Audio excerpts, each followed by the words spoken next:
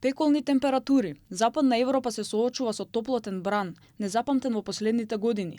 Температурите во повеќе држави рушат рекорди, а последиците веќе се чувствуваат во Франција и Шпанија со регистрирани жртви. Илјадници лица побарале медицинска помош поради топлотен удар и дехидратација. Беа затворени стотици училишта, а во повеќето држави е зголемен и ризикот од шумски пожари.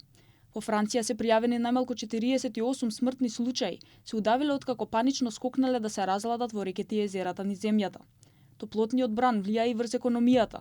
Нуклеарните центри го намалија своето производство за околу 7%, поради недостаток на доволно ладна вода за ладење на реакторите.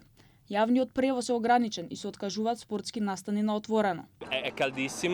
Пеколно жешко е, но за среќа во Париз обезбедуваат бесплатна вода. Застануваме на секоја фонтана за да се освежиме.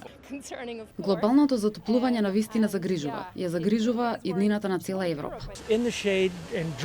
Останете во затворено, каде што е поладно, седнете под сенка и пијте многу вода. Тоа помага. Метеоролозите предупредуваат дека високите температури во наредните денови ќе се прошират и кон источниот дел на континентот и нагласуваат дека главната причина е глобалното затоплување. Според нив, Европа се затоплува побрзо од кој било друг континент, со тоа што топлотната купола го задржува врелиот воздух, но дека климатските промени дополнително ги зголемуваат температурите и ги прават ваквите топлотни бранови почести и поинтензивни. И Балканот е на удар. Под влијание на жешката воздушна маса од Африка, високите температури ќе ја зафатат и Македонија.